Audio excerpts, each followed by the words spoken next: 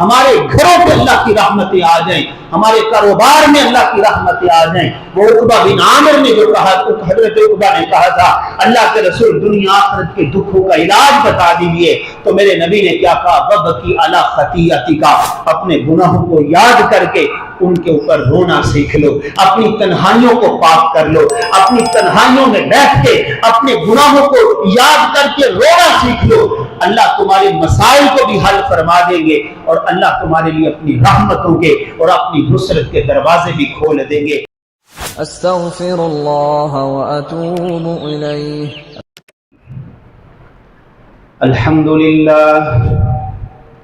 الحمد للہ وکفا وسلام علی عباده الذین اصطفى،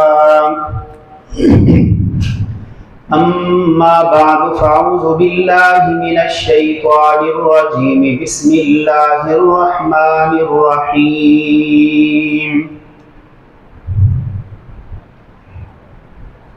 وَإِذَا تُتْلَى عَلَيْهِمْ آيَاتُ الرَّحْمَنِ خَرُّوا سُجَّدًا وَبُكِيًّا۔ صدق اللہ العظیم وصدق رسولہ النبی الکریم،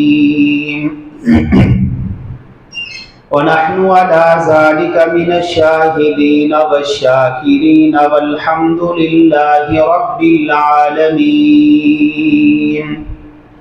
دروشی پڑھ لیجیے۔ اللہم صلی علی محمد وعلی آل محمد کما صلیت علی ابراہیم وعلی آل ابراہیم انک حمید مجید۔ اللہم بارک علی محمد وعلی آل محمد کما بارکت علی ابراہیم وعلی آل ابراہیم انک حمید مجید۔ عزیزان محترم و مکرم، میں اور آپ اللہ رب العزت کا جتنا بھی شکر ادا کریں وہ کم ہے کہ اللہ رب العزت نے مجھے اور آپ کو نماز جمعہ کے لیے اپنے گھر میں آنے کی توفیق نصیب فرمائی، اور اللہ رب العزت سے دعا ہے کہ جتنی بھی ہماری زندگی باقی ہے اللہ ہمیں فرائض کی پابندی کرنے کی توفیق نصیب فرمائے۔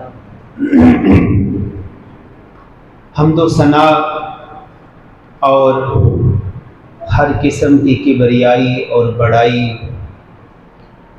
بادشاہی، شہنشاہی اللہ وحدہ لا شریک کے لیے۔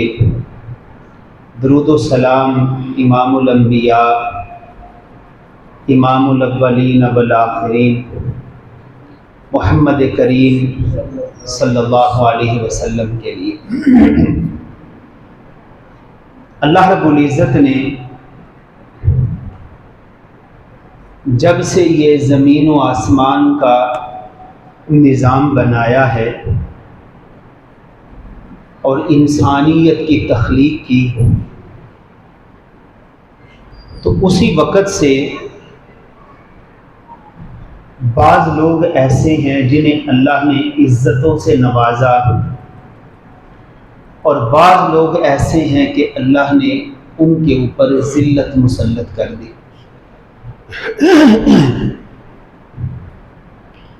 یہ شروع سے ہی، اگر آج بھی ہم اپنے اس معاشرے میں دیکھیں گے، کچھ لوگ ہمیں عزت والے نظر آئیں گے اور کچھ لوگ ہمیں رسوا نظر آئیں گے۔ یہ شروع سے ہی میرے رب کا ایک بنایا ہوا نظام ہے، اور اس نظام نے قیامت تک چلتے رہنا ہے۔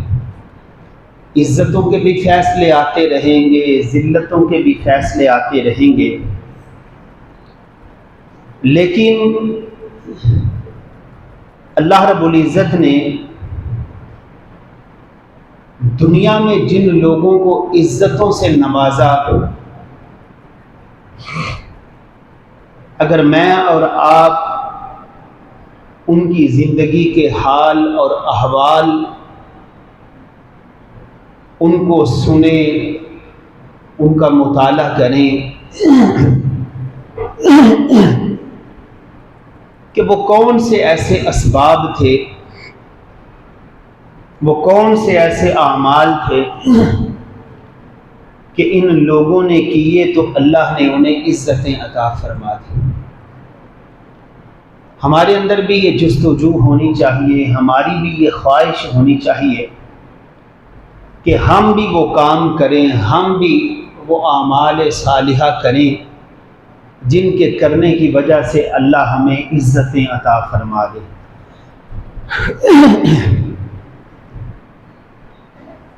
اس کی وجہ کیا ہے کہ جن لوگوں نے اللہ کے نبیوں سے یہ سبق سیکھا اور پھر محمد کریم صلی اللہ علیہ وسلم کو دیکھیے، ان کے ماننے والوں نے ان سے وہ چیزیں سیکھی کہ دنیا میں عزتیں تو بن ہی گئی، لیکن اللہ نے آخرت میں بھی انہیں عزتیں عطا فرما دی۔ اعلان کر دیا کہ کل قیامت کے دن بھی یہ لوگ عزت کے اعلیٰ درجے پہ فائز ہوں گے۔ اور ان لوگوں نے دنیا میں اپنا علاج کیا تھا۔ صحابہ اکرام رضوان اللہ تعالی علیہ مجمعین وہ رسول اللہ صلی اللہ علیہ وسلم سے پوچھتے گئے، سوال کرتے گئے، آپ بتاتے گئے، دین بنتا گیا۔ وہ ہر وقت اسی فکر میں لگے ہوئے ہیں کہ ہماری زندگی بہتری کی طرف آ جائے، اسی کے متلاشی رہتے تھے۔ بعض اوقات رسول اللہ صلی اللہ علیہ وسلم کے پاس آ کر کہتے، اللہ کے رسول ہماری نجات کیسے ہوگی؟ آج بھی دیکھیے ہم دنیا میں بڑے بڑے مسائل کا ہمیں سامنا کرنا پڑ رہا ہے، کہیں رشتوں کا معاملہ، کہیں بیماریاں، کہیں تنگ دستیاں، یعنی مجموعی طور پر دیکھا جائے تو پورا عالم اسلام ہی پریشانیوں میں، دکھوں میں، تکلیفوں میں جھگڑا ہوا ہے۔ لیکن کیسے وہ عظیم لوگ تھے کہ کھجور، توجہ فرمائیں، کھجور کو چوس کے روزہ رکھا، اور عرب کی شدت والی گرمی، تپتا ہوا صحرا، اس پہ کھڑے ہیں، اللہ کے دین کی سربلندی کے لیے میدان جہاد میں لڑ رہے ہیں، روزے کی حالت میں۔ اور روزہ ہماری طرح نہیں تھا، 3-4 پراٹھے بھی کھا لیے، 1.5-2 کلو لسی بھی پی لی، پھر بعد میں چائے کا مگا بھی پی لیا۔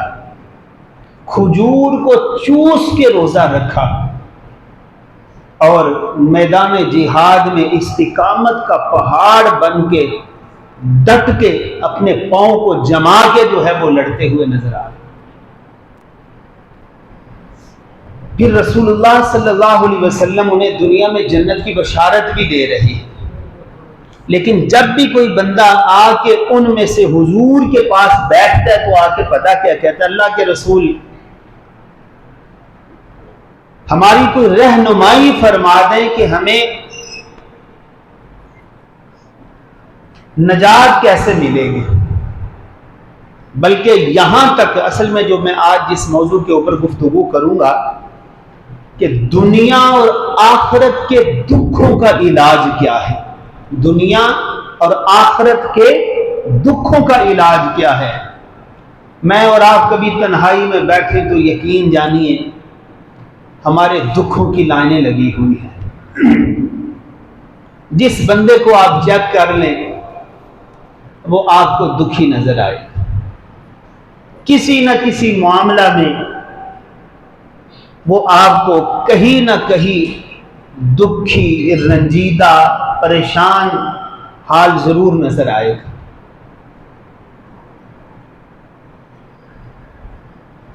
رسول اللہ صلی اللہ علیہ وسلم کے، جیسے میں نے پہلے کہا، بعض صحابہ کے کہ اللہ کے رسول میں یہ چاہتا ہوں میری اصلاح ہو جائے. یہ بہت بڑا جملہ ہے. میں اور آپ اپنے دل پہ ہاتھ رکھ کے کبھی سوچیں، ہم نے کبھی کسی اللہ والے سے، کسی عالم سے، کسی مفتی سے یہ کہا ہو حضرت نماز وچ دل نہیں لگتا، گھر میں بیٹھا ہوں حی علی الصلاۃ الصلاۃ خیر من النوم کے جملے بھی سنتا ہوں، نہ قرآن پڑھنے کو دل کرتا ہے، نماز پڑھنے کو دل کرتا ہے، پتہ بھی ہے نماز کھڑی ہے، فیس بک دیکھ رہا ہوں. تو حضرت نماز پہ دل نہیں لگتا. شاید اگر آپ گنتی کریں نا تو چند لوگ آپ کو نظر آئیں گے جن کی یہ سوچ ہو، یہ فکر ہو کہ ہماری اصلاح ہو جائے.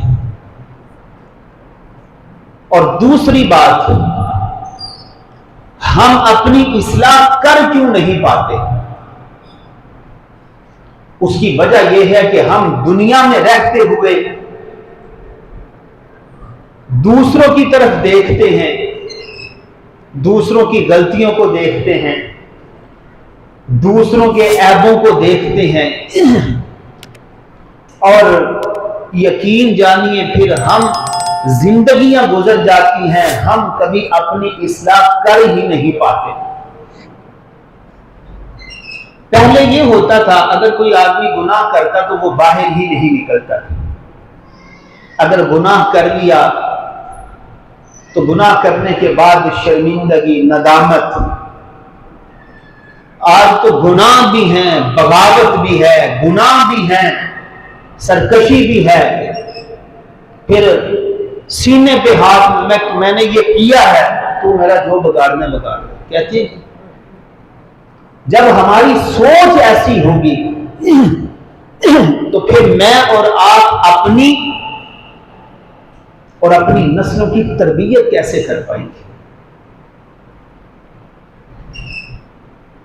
رسول اللہ صلی اللہ علیہ وسلم کے پاس توجہ کیجیے گا، یہ حضرت عقبہ رضی اللہ تعالی عنہ، یہ رسول اللہ صلی اللہ علیہ وسلم کے عظیم المرتبہ صحابی ہیں. یہ سبق ہے جو میں آج آپ کو یاد کروانے لگا ہوں.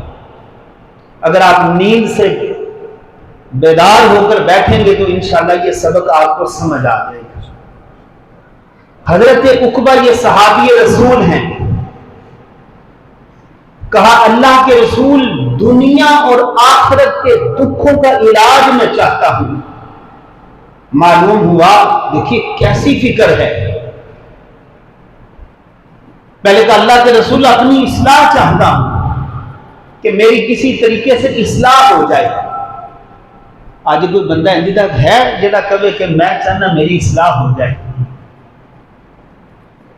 آپ کسی کو کہیں نا آپ کو اصلاح کی ضرورت ہے، وہ کہے گا جا پرا مینوں اصلاح کی لوڑ کتوں آ گئی، تینوں لوڑ ہے، مجھے تو ضرورت ہی نہیں اصلاح کی. ایسے ایسے وقت گزر جاتا ہے، پھر بندہ وہ موت کا جام پی لیتا ہے لیکن اپنی اصلاح نہیں کر پاتا.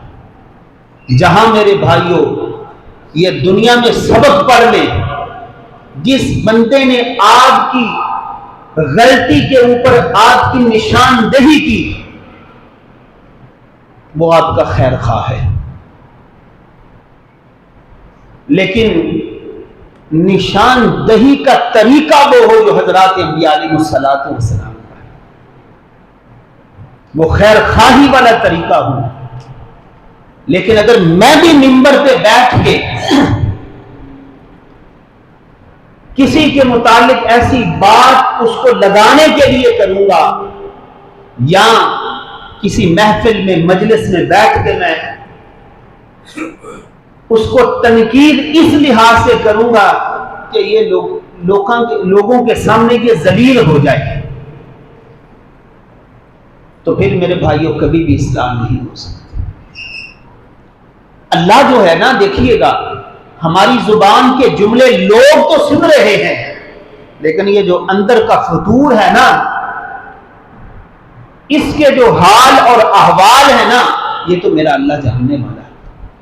تم زبان دل کی باتیں لب پہ نہ بھی لے کے آؤ، زبان پہ نہ بھی لے کے آؤ، میرا رب کہتا ہے تمہیں خبردار رہنا چاہیے، انہ علیم بذات الصدور، میں تو سینوں کی باتوں کو بھی جاننے والا ہوں۔ ایک محفل لگی ہو، بندہ بیٹھا ہو، آپس میں باتیں ہوں، اوپر سے بندہ کہہ رہا ہو جی آپ بڑے اچھے ہیں، جی آپ تو بڑے اچھے ہیں ماشاءاللہ، لیکن دل میں جو کوڑ ہے، دل میں جو نفرت ہے، دل میں جو بغض ہے، دل میں جو وہ نفرت والا بیج ہے، وہ زبان پہ نہ بھی لے کے آئے، لیکن میرا رب تو دیکھ رہا ہے، میرا رب تو دیکھ رہا ہے۔ تو اس لیے حضرت عقبہ نے آ کے کہا اللہ کے رسول آپ کی خدمت میں حاضر ہوں، بڑا لمبا سفر کر کے آیا ہوں، تو اللہ کے رسول میں دنیا اور آخرت کے دکھوں کا علاج چاہتا ہوں۔ تو رسول اللہ صلی اللہ علیہ وسلم قربان جاؤں محمد کریم صلی اللہ علیہ وسلم پر، ہم سب کے والدین آپ کی محبت پہ قربان، ہماری جانیں قربان، ہمارا مال سب کچھ قربان۔ حضرت عقبہ کو پتا تھا کہ میرا جو مرض ہے نا، اس کا علاج جو ہے، وہ جو سب سے بڑے طبیب ہیں وہ محمد کریم صلی اللہ علیہ وسلم ہے۔ دربار رسالت سے میری اس مرض کا، میرے ان دکھوں کا، میری ان بیماریوں کا جو علاج مجھے مل سکتا ہے، وہ محمد کریم صلی اللہ علیہ وسلم سے مل سکتا ہے۔ تو قربان جاؤں آقا علیہ السلام پر، جب حضرت عقبہ نے کہا نا اللہ کے رسول دنیا میں دکھوں کا اور آخرت کے دکھوں کا علاج چاہتا ہوں، تو میرے نبی نے دریا کو، سمندر کو یوں کوزے میں بند کر دیا۔ محمد کریم صلی اللہ علیہ وسلم نے کتنا خوبصورت جملہ کہا کہ اے عقبہ، اور پھر دیکھیں یہ عقبہ کوئی معمولی بندہ نہیں ہے، یہ محمد کریم صلی اللہ علیہ وسلم کے صحابی ہیں، اور پھر آگے کہتے ہیں اللہ کے رسول اصلاح چاہتا ہوں، نجات چاہتا ہوں، اپنی کمیوں کو دور کرنا چاہتا ہوں، اپنی کمیوں کی اصلاح کرنا چاہتا ہوں۔ یقین جانیے جو بندہ یہ سوچ رکھتا ہے میری کمیوں کی اصلاح ہو جائے، اللہ کی نظروں میں وہ بڑا عزت والا ہے۔ جس بندے نے آج تو اس معاشرے میں غلطی کو بندہ کوئی ماننے کے لیے تیار نہیں ہے، محمد کریم صلی اللہ علیہ وسلم نے فرمایا عقبہ اگر تو دنیا اور آخرت کے دکھوں کا علاج چاہتا ہے، وَبْكِ عَلَىٰ خَطِیئَتِکَ، اپنے گناہوں اور اپنی غلطیوں کو یاد کر کے اللہ کے سامنے رونا شروع کر دے۔ کیسا نسخہ بتایا؟ وَبْكِ عَلَىٰ خَطِیئَتِکَ۔ عقبہ دنیا کے غموں سے، تکلیفوں سے نجات چاہتا ہے، اللہ کے سامنے رونا سیکھ لے۔ یہ وہ جو دعوت فکر ہے جو محمد کریم صلی اللہ علیہ وسلم نے دی ہے کہ وَبْكِ عَلَىٰ خَطِیئَتِکَ،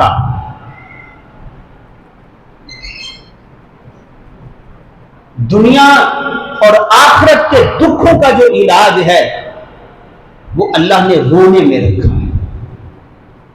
جہاں میری ضرورتیں پوری نہ ہوں میں روتا ہوا نظر آؤں گا، جہاں پر میری ضرورتیں پوری نہ ہوں، جہاں میرے معاملات کسی کے ساتھ بگڑ جائیں، میں روتا ہوا نظر آؤں گا، لیکن جہاں میرے گناہ آ جائیں، جہاں میری غلطیاں آ جائیں، اور پھر یاد رکھیے گا دنیا والوں کے سامنے روئے اگر تم نے رونا شروع کر دیا تو ذلت ملے گی، رب کے سامنے جتنا رو گے، جتنے آنسو بہاؤ گے، جتنا اپنا دامن پھیلاؤ گے، اتنا ہی تمہیں اللہ عزتوں سے نواز دے گے۔ اس لیے محمد کریم صلی اللہ علیہ وسلم نے فرمایا वब की आला खती आती का कि ए उकबा अपने गुनाहों को याद करके रोना सीख लो, अपने गुनाहों को याद करके रोना सीख लो। रसूलुल्लाह सल्लल्लाहु अलैहि वसल्लम ने फरमाया, उकबा जिस बंदे ने अपने गुनाहों को याद करके रोना सीख लिया, अल्लाह उसके गमों को, दुखों को, तकलीफों को आसानियों में तब्दील फरमा देगा। और रसूलुल्लाह सल्लल्लाहु अलैहि वसल्लम ने फरमाया, तूबा लिमन बका अला खतीअतिही। हजरत उस्मान रजी अल्लाह तआला अन्हु रावी हैं, फरमाया कि अल्लाह ऐसे आदमी के लिए खुशियों के फैसले फरमा देते हैं, ऐसे आदमी के लिए अल्लाह की तरफ से खुशियां हैं, मुबारकें हैं, जो बंदा अपनी गलतियों को याद करके, अपने गुनाहों को याद करके अपने रब के सामने रोना शुरू कर देता है। तो अल्लाह रब्बुल इज्जत जो है ऐसे बंदे को इज्जतों से नवाज देते हैं।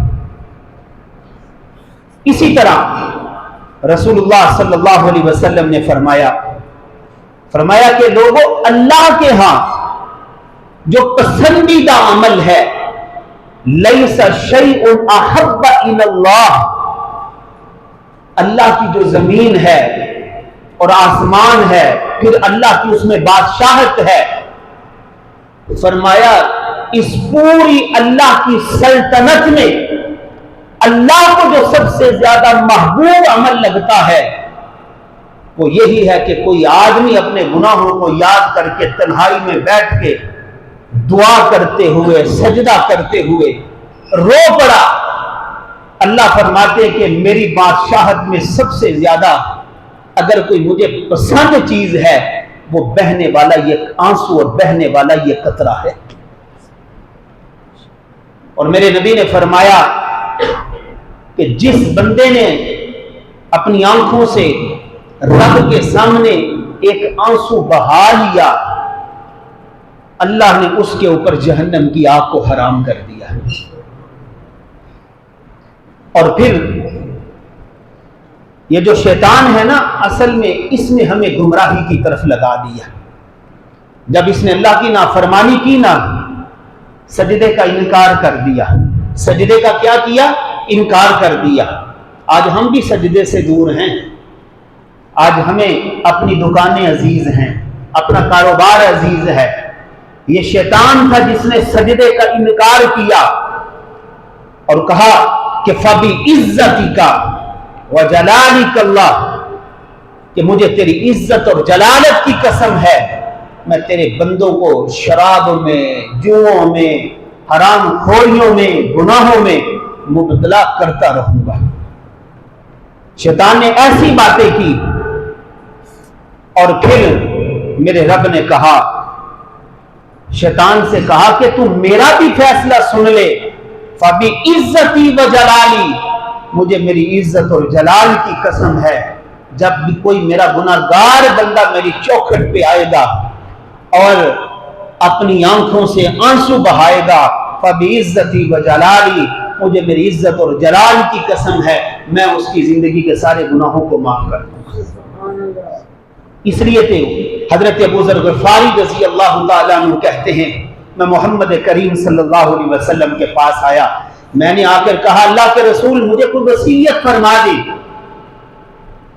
तो आपने फरमाया, अबू ज़र, जब दुनिया में तुमसे कोई गुनाह हो जाए तो गुनाह के बाद फौरन नेकी कर लिया कर, गुनाह के बाद फौरन नेकी कर लिया कर।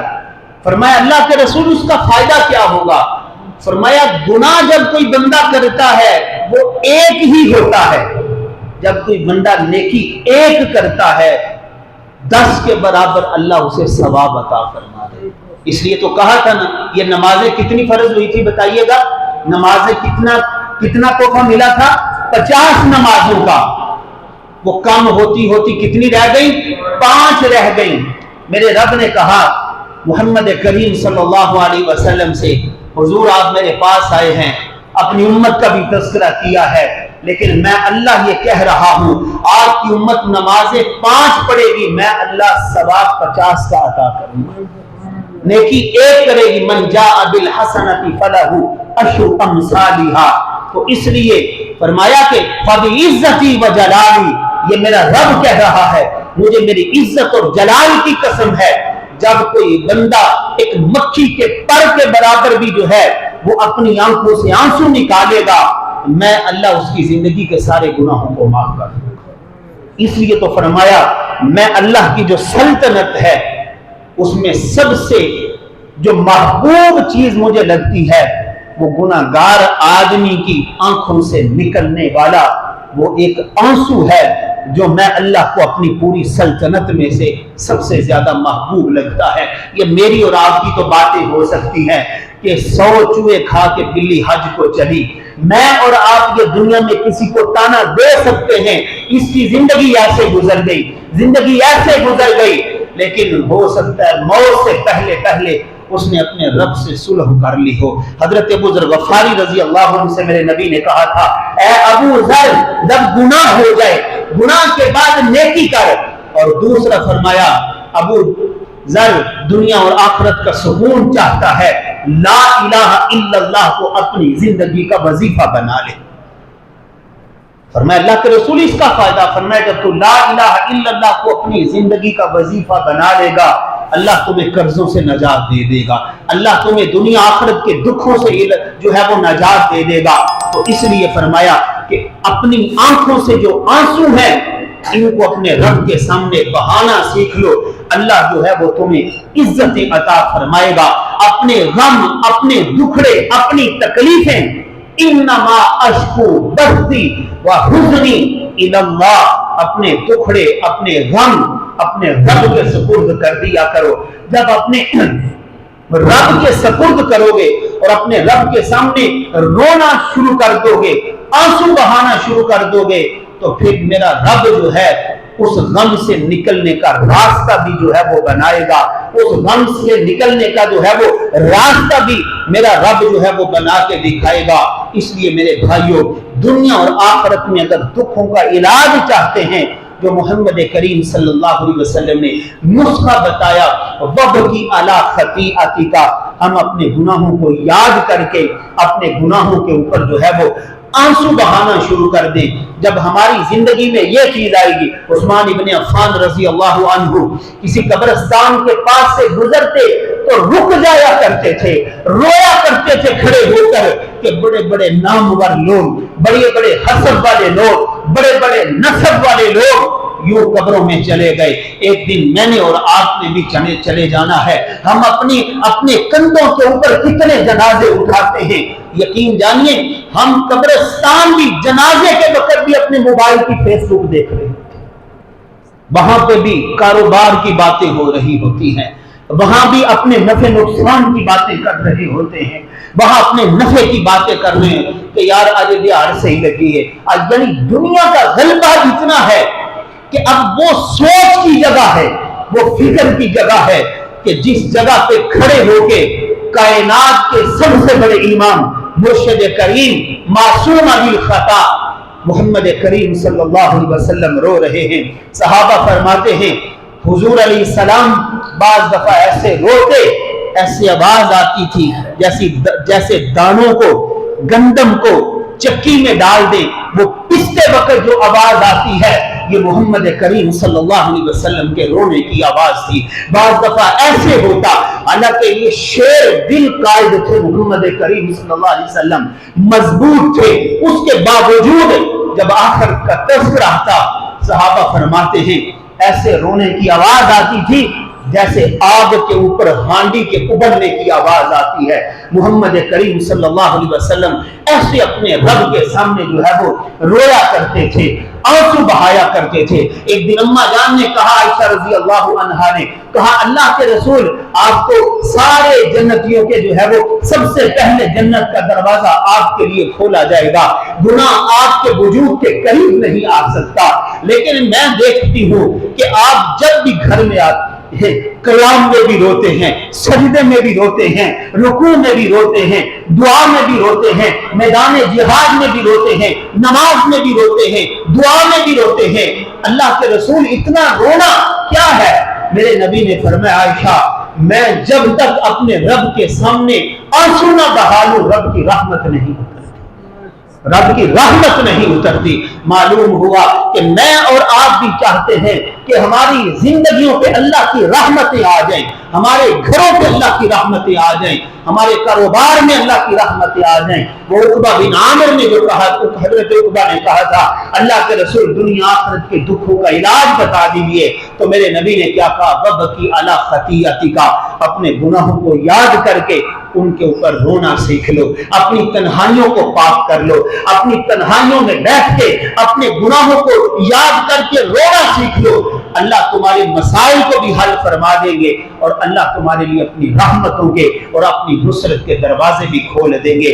अल्लाह मुझे और आपको अपने गुनाहों के ऊपर रोने की तौफीक नसीब फरमाए। यकीन जानिए ये वो अमल है जिससे दिल नरम होते हैं, ये वो अमल है कि जिसके जरिए से अल्लाह का कुर्ब नसीब होता है, ये वो अमल है जिस अमल के जरिए से अल्लाह जहन्नम की आग को हराम कर देते हैं। आखिरी बात कर रहा हूं, ये वो अमल है अल्लाह के सामने रोना, ये वो अमल है।